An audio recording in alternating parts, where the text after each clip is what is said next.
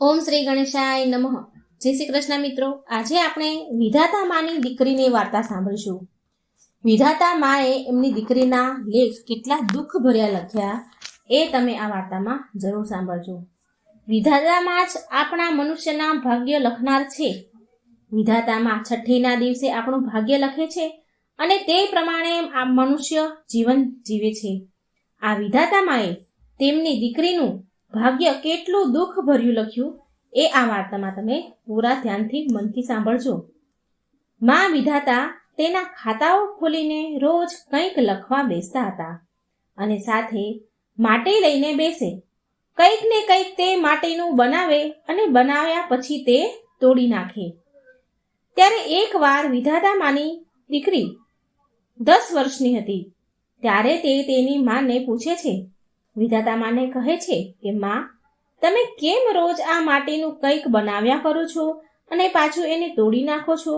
મને કહો ને માં. ત્યારે વિધાતા માં કહે છે તેની દીકરીને કે બેટા, હું વિધાતા માં છું. હું મનુષ્યના ભાગ્યને લખું છું, તેના કર્મ લખું છું, તેના કર્મને અનુસાર એનું ભાગ્ય લખું છું અને તેના અનુસાર તેનું ભાગ્ય નક્કી થાય છે અને તે પ્રમાણે તે ભાગ્યના આધારે મનુષ્ય આખું એ જીવન જીવે છે. હું જ મનુષ્યના ભાગ્યમાં સારું અને ખરાબ લખું છું. ત્યારે વિધાતા માની દીકરી બોલી, માં, તો તમે મારું પણ ભાગ્ય લખ્યું જ હશે ને? વિધાતામાં બોલે છે, હા બેટા, તારું ભાગ્ય પણ મેં જ લખ્યું છે.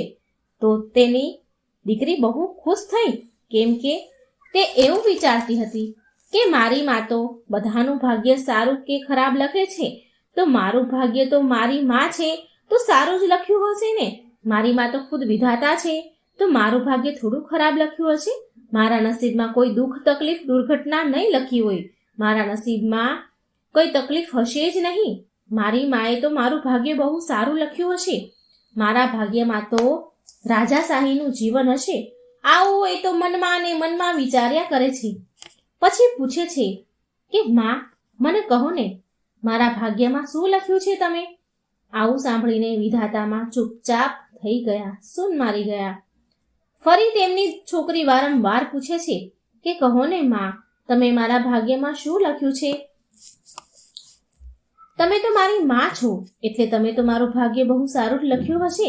મને ખબર છે માં થોડું કંઈ ખરાબ લખે. પણ અહીં વિધાતામાં તેના ભાગ્ય વિશે કંઈ જ કહેતા નથી, કેમ કે તેનો જવાબ બહુ ભયંકર હતો. તેનું ભાગ્ય નહીં પણ દુર્ભાગ્ય હતું. એમની દીકરીનું દુર્ભાગ્ય હતું.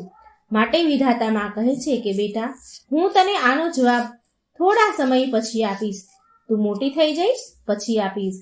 તેની દીકરી ત્યાંથી ખુશી થઈને ચાલી ગઈ અને વિચારે છે કે મારું ભાગ્ય તો બહુ સારું હશે, કેમ કે મારું ભાગ્ય મારી માએ લખ્યું છે.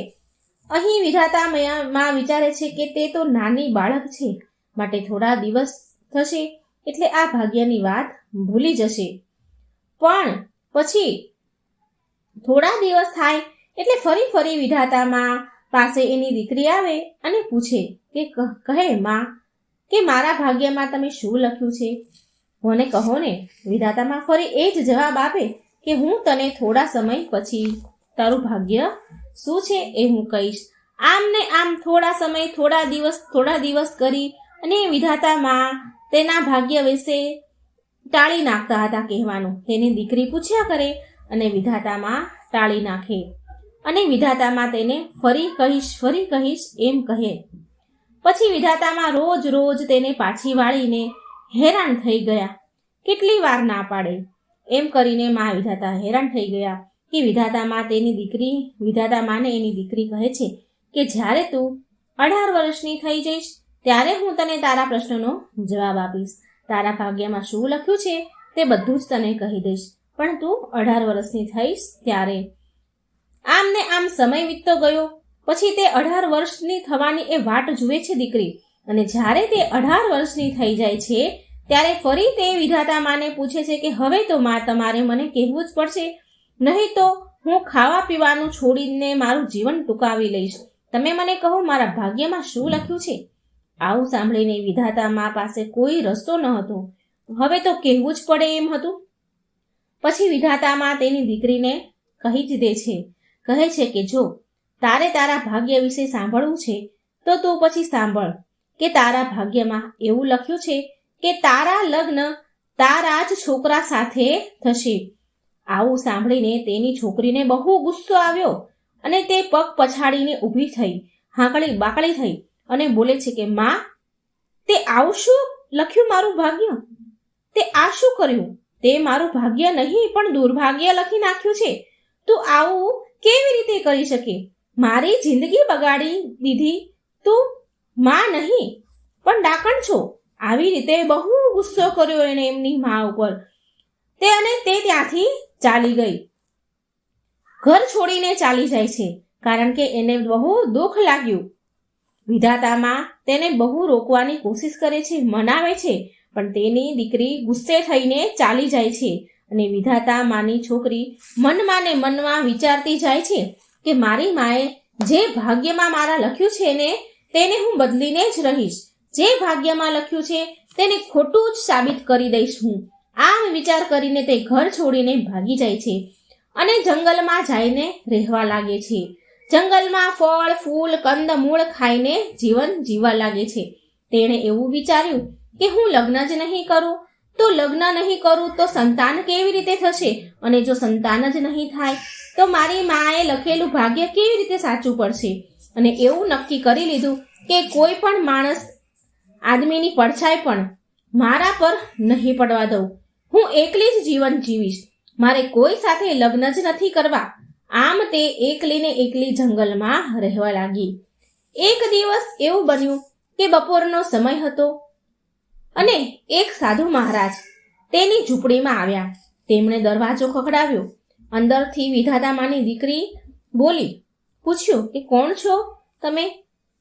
ત્યારે સાધુ બોલ્યા કે હું એક સાધુ છું. મને બહુ તરસ લાગી છે, મને થોડું પાણી પીવડાવો ને. ત્યારે તે છોકરી બોલી કે સારું, હું પાણી તો પીવડાવીશ, પણ હું મારો ચહેરો નહીં બતાવું. તમે તમારી આંખો બંધ કરી લો અને હું પાણીનો ઘડો બહાર મૂકી દઉં છું. સાધુ બોલ્યા સારું. સાધુ મહારાજ બહુ જ્ઞાની હતા, બહુ સાજા સંત હતા, એ તપસ્વી હતા. તેણે તેની આંખો બંધ કરી લીધી અને પાણીની વાટ જોઈને ઊભા રહ્યા. વિધાતામાની છોકરીએ પાણીનો ઘડો બહાર મૂક્યો, ઘૂંઘટ નીકાળી અને પછી તે પાછી અંદર ચાલી ગઈ. આ બાજુ સાધુ મહારાજ પાણી પીને બહુ ખુશ થયા અને તેને શાંતિ વળી, તેમનો આત્મા ઠર્યો, પેટમાં ઠંડક લાગી. તે ખુશ થયા હતા. એમણે મનમાં ને મનમાં તે છોકરીને આશીર્વાદ આપી દીધો કે તારા ઘરમાં પુત્રનો જન્મ થશે, તને એક પુત્ર થશે. સાધુ મહારાજ તપસ્વી હતા, સાચા સંત હતા, એટલે તેમનું વચન આશીર્વાદ તો ફળે જ. એ સંત એટલા જ્ઞાની તપસ્વી અને સત્ય હતા કે માત્ર એના મનમાં આટલું બોલવાથી જ તે વિધાતા માની દીકરીના ને ગર્ભ રહી ગયો અને 9 મહિના પછી તેણે પુત્રને જન્મ આપ્યો. અને વિધાતા માની દીકરી વિચારે છે કે હું મારી માએ જે મારા ભાગ્યમાં લખ્યું છે એને હું સાચું નહીં પડવા દઉં. આ છોકરાને ક્યાં મૂકી આવીશ, મારાથી દૂર કરી દઈશ. તેણે તેની સાડીનો અડધો ભાગ ફાડીને તેના પુત્રને સાડીમાં વીંટાળી દીધો અને અડધી રાત્રે એક કુંભારના ઘરની બહાર મૂકી આવી અને પાછી ઝૂંપડીમાં એના ઘરે જંગલમાં આવી ગઈ. કુંભાર પતિ પત્નીને કોઈ સંતાન હતું નહીં જ્યાં તે છોકરું મૂકી આવી હતી. આ ઘરની બહાર નાના બાળકને રડતા જોઈ અને એ બહાર નીકળ્યા તો એ લોકો બહુ ખુશ થઈ ગયા. કુંભાર અને એની પત્ની બંને ખુશ થઈ ગયા. તેમની ખુશીનો કોઈ પાર ન રહ્યો. તેમણે તો છોકરાને અપનાવી લીધો અને તેને મોટો કરવા લાગ્યા. ખૂબ પ્રેમથી એને લાડકોડથી મોટો કર્યો. આમ સમય નીકળતો ગયો અને પછી તે છોકરો મોટો થયો અને તેને શિક્ષા માટે શાળામાં મૂક્યો. ત્યાં તે છોકરાની મુલાકાત શાળામાં એક રાજાના પુત્ર સાથે થઈ. તેની સાથે મિત્રતા થઈ અને બંને મિત્ર બની ગયા. અને કુંભારનો છોકરો અને રાજાનો છોકરો રાજકુમાર બંને એકબીજાના ઘરે મહેલમાં આવતા જતા હતા. પછી રાજા રાણીએ તે કુંભારના છોકરાને બહુ પસંદ કરતા હતા. તેમણે તેના રાજમહેલમાં ઘોડા સંભાળવા માટે અશ્વ વિભાગમાં એ છોકરાને નોકરીએ રાખી લીધો. હવે કુંભારનો છોકરો એ જંગલમાં જતો હતો જ્યાં તેની માતા રહેતી હતી. તે કુંભારનો છોકરો રોજ ઘોડા ચરાવવા જંગલમાં જાય અને એની માતાની ઝૂંપડી હતી ત્યાં રોજ જતો. રોજ ઘોડા ચારે ત્યાં સુધી તે ઝૂંપડીની બહાર બેસતો હતો. હવે આ બાજુ રોજ વિધાતા માની છોકરી ઝૂંપડીમાંથી બહાર જુએ કે એક સુંદર નવ યુવાન રોજ ઘોડો ચરાવવા માટે અહીં આવે છે અને આ ઝૂંપડીની બહાર બેસે છે. વિધાતામાની છોકરી આ યુવાનને રોજ જુએ છે. યુવાન બહુ સુંદર હતો. બહુ સુંદર અને આકર્ષિત હતો. ખૂબ સરસ દેખાતો હતો. અને હવે આ વિધાતામાની છોકરી આને રોજ જુએ છે તેમ દિવસે ને દિવસે તેને પસંદ કરવા લાગે છે. તેના પર આકર્ષિત થાય છે. તેના મનમાં તે યુવાન પ્રત્યે પ્રેમ જાગે છે અને તે વિચારે છે કે મારો જે ડર હતો તે તો હવે ખતમ થઈ ગયો છે. હવે તો હું શાંતિથી મારી ઈચ્છા પ્રમાણે જીવીશ. મારી માએ ભાગ્યમાં લખ્યું હતું એ મારા લગ્ન મારા છોકરા હાથે થશે એવું તો હવે શક્ય જ નથી, કારણ કે મેં તો મારો છોકરાને જન્મ આપતા જ કુંભારની ત્યાં મૂકી આવી છું. મારાથી દૂર કરી દીધો છે. હવે હું તો ચિંતા મુક્ત છું. હવે હું મારી પસંદ પ્રમાણે મારી પસંદગીના છોકરા પ્રમાણે હું લગ્ન કરી શકું છું ને મારી માના ભાગ્યનું લખેલું ખોટું સાબિત મેં કરી દીધું છે. આમ વિચારી તે ઝૂંપડીની બહાર નીકળવા લાગી. રોજ તે યુવાનને જુએ છે અને તે યુવાન પણ આને જુએ છે.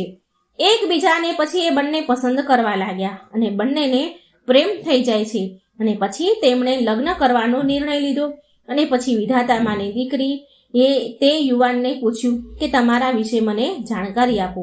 તમારા માતા પિતા કોણ છે? તમે ક્યાં રહો છો? તે યુવાને કહ્યું કે હું એક કુંભારનો છોકરો છું અને હું રાજાને ત્યાં ઘોડા સંભાળવાનું કામ કરું છું. આવું સાંભળીને તે વિધાતામાની છોકરીને થયું કે આ તો કોઈ કુંભારનો છોકરો છે, મારો છોકરો હોય જ નહીં. અને તે ચિંતામુક્ત થઈ ગઈ અને તેણે લગ્ન કરવાની હા કહી દીધી. એને એવી નહોતી ખબર કે જે તે ઘરે મૂક્યાવી છે એ કુંભારનો છોકરો છે. એ વિધાતામાની દીકરીને નહોતી ખબર. ઘરે આવી તે યુવાને તેના માતા પિતાને એના માતા પિતાને બધી વાત કરી લગ્ન માટે અને એના માતા પિતા પણ માની ગયા અને લગ્નની મોટા ભાગની વિધિઓ રિવાજો શરૂ થવા લાગ્યા. ઘણા બધા રીત રિવાજ થયા. થોડી હવે લગ્નમાં થોડી એવી વિધિ બાકી હતી. એટલે વિધાતામાની છોકરીએ હસીને મજાકમાં તે યુવાનને પૂછ્યું કે તમે કેટલા વર્ષના છો? આવું એણે હસી મજાકમાં પૂછ્યું. ત્યારે તે યુવાન કહે છે કે મને પણ નથી ખબર કે હું કેટલા વર્ષનો છું. તો વિધાતામાની છોકરી કહે છે કે તો જાઓ તમે તમારી માતાને પૂછી આવો. એટલે તે યુવાન તેની મા પાસે જાય છે અને પૂછે છે. તો તેની મા પણ કહે છે કે તે મને પણ નથી ખબર, પણ લગભગ તે 20 વર્ષનો થયો હશે. તે યુવાન આ છોકરીને આવીને કહે છે કે મારી માને પણ નથી ખબર કે હું કેટલા વર્ષનો છું, પણ એમણે એવું કહ્યું કે લગભગ હું 20 વર્ષનો છું. વિધાતામાની દીકરીએ યુવાનની માને આવીને મળે છે અને એમને કહે છે કે તમને નથી ખબર કે તમારો છોકરો કેટલા વર્ષનો છે? તમે જન્મ દીધો અને તમે જ નથી જાણતા? પછી યુવાનની માતા કહે છે કે ના, તેને બધી જ વાત કહે છે કે કેવી રીતે તે છોકરો તેને મળ્યો. અને એ કહે છે કે એક રાત્રે સાડીમાં વીંટાઈને અમારા ઘરની બહાર કોઈ મારા દીકરાને મૂકી ગયું હતું. અને હવે વિધાતામાની છોકરીની આંખો ચાર થઈ ગઈ. એ તો ચોંકી ગઈ અને હવે તેને થોડું કંઈક સમજવામાં આવ્યું. ક્યાંક આ તો એ છોકરો જ નથી કે જે હું રાતમાં ઘરની બહાર મૂકી આવી હતી. એ મનમાં ને મનમાં એવો વિચાર કરવા લાગી. એનો તો પરસેવો છૂટવા લાગ્યો. ડરતા તે યુવાનની માને કહે છે કે શું તમે તે સાડીનો ટુકડો બતાવશો મને, જેમાં તમને આ તમારો દીકરો લપેટાયેલો મળ્યો હતો? તો તે કુંભારની માતા તે યુવાનની માતા કુંભારણી તે સાડીનો ટુકડો લઈ આવે છે અને કહે છે કે હા, મેં એ સાડીનો ટુકડો સંભાળીને મૂક્યો છે. યુવાનની માતા સાડીનો ટુકડો લઈ આવે છે અને વિધાતામાની દીકરીને બતાવે છે. આ જોઈને વિધાતામાની દીકરી તો છક થઈ ગઈ. ચક્કર આવવા લાગ્યા. આખી પાણી થઈ ગઈ અને પગ નીચેથી તો એને જમીન નીકળી ગઈ અને પછી તેને ચીસ પાડી અને પછી તેને ખબર પડી કે મારી માએ જે કહ્યું હતું એ સાચું જ નીકળ્યું, એ સાચું જ થયું. આ મારો જ દીકરો છે અને હું આ ટુકડામાં લપેટીને જ લાવી હતી. મારા ભાગ્યમાં જે લખ્યું હતું તે થઈને જ રહ્યું. મેં તેનાથી કેટલી બચવાની કોશિશ કરી, ઘર છોડીને જંગલમાં રહેવા લાગી, તોય મારા ભાગ્યએ મારો પીછો ન છોડ્યો, તોય હું મારા ભાગ્યથી બચી ન શકી. તેને બહુ જ શરમ આવી કે મેં મારા છોકરા સાથે જ લગ્ન કરી લીધા. અરે મેં આ શું કર્યું? તેને બહુ દુઃખ થયું. તેને મરવાનું વિચાર્યું. તેને તે જ સાડીનો કટકો લઈ લીધો અને ઘરેથી તે બહાર તરફ ભાગી.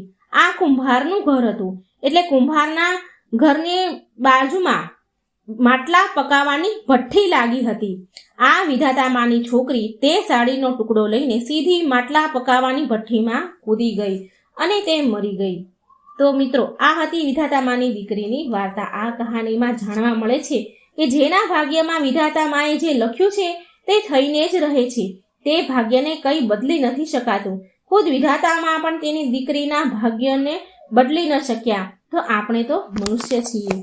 મિત્રો, જો મારી આ વાર્તા સારી લાગે તો મારી ચેનલને લાઈક, સબસ્ક્રાઈબ અને શેર જરૂર કરજો. જય શ્રી કૃષ્ણ. રાધે રાધે. Thank you.